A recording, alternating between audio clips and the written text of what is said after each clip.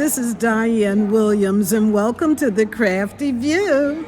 I'm here to talk about some of the craftspeople that are out here demonstrating today.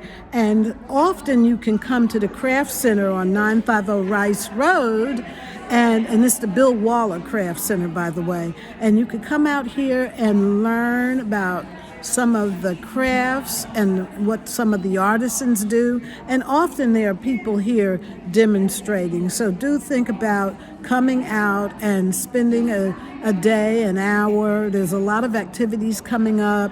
Look up their website, mscrafts.org. Yeah, so today I'll be interviewing, let's see, we'll go around and see who's here and what they're doing and learn all about their work. So here are a few of Anne's designs. This, I believe, is a work in progress.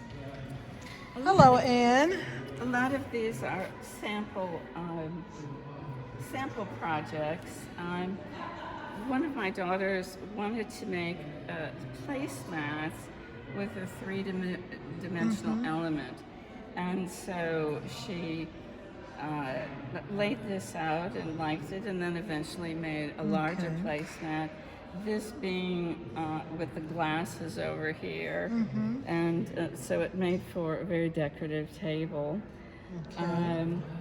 This is made of a very, very, very heavy fleece that's very tightly felted. If you took a pliers, you could not pull this apart. Fiber, there are three kinds of textiles: woven, interlooped, and felt. And felt is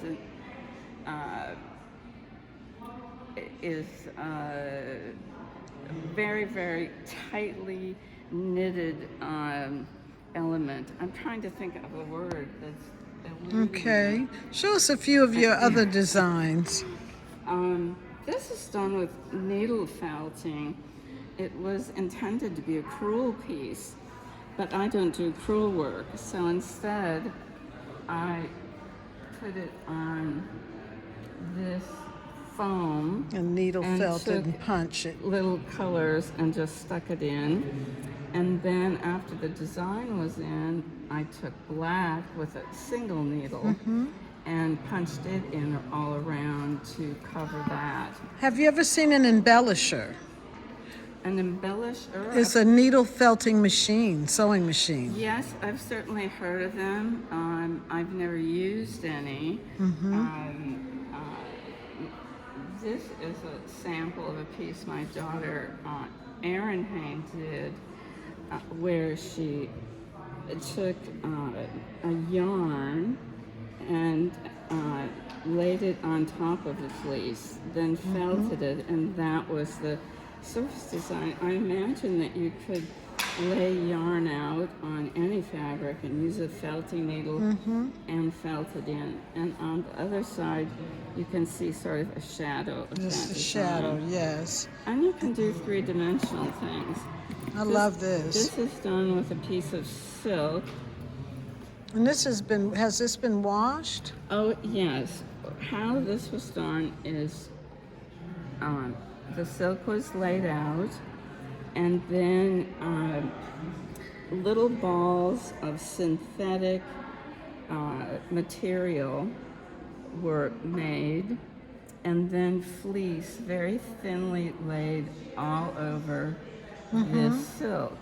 And in some places, like here, you can see an edge of the silk that came out. Yes. It wasn't completely covered. And so then after you felt it, which is putting soap in warm water and working it, the fibers come through the silk and latch onto it, and that's what gives it that crepey look. texture. Yes. However, since this is synthetic, it does not felt, and silk is not a fiber like a sheep's fiber. Right. So it won't silk either. So, and this, I believe, was to be a sleeve for a jacket. Oh, I nice. mean, just a study piece for that. People say, where do you get your inspiration? Well, it can be something as simple as Just the beauty of how we pass culture on for all of time. People have been storytellers. People in villages Yes. have held stories, and so I saw that, and it sort of inspired me to do this. And then this maybe will become a little bit more of a spirit doll. This is a little nativity scene, and You've done the Santa's head Santa's head that never got any farther than Santa's head. and Christmas trees and And this is a ornamental. rock that a young child covered and made two eyes and got a little Picasso-esque with the nose and such. And you can do very simple things like the string with beads. And one year we did these and put them on the Christmas tree, sort of a cranberries and popcorn. So if someone wanted to get in touch with you, how would they do that? Through the guild, or do you have a social media or a website? Probably through the guild would be the best way.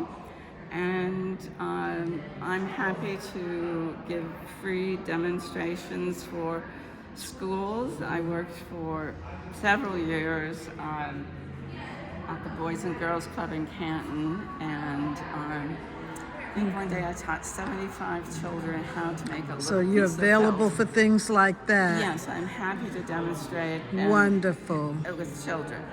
And thank you so much. And again, her name is Anne Hayne, Hayne, and she's a fellow member, which means she's adjudicated a number of times, and she won't have to do that again. So we'll take a final look at her work, and we want to thank you so much, Anne. Here's some of the felting that she uses, and you know, the wool comes from sheep a lot of times. The sheep's roving, and then that gets washed and carded, and all of those things. And here's the many colors, and here's an article. There's an international, About- you can see this is 2001, but there's an international journal of felt makers, and they explore the traditional felt making of yurts in Turkey and Mongolia, and So it's a wealth of cultural knowledge. thank you so much. My pleasure.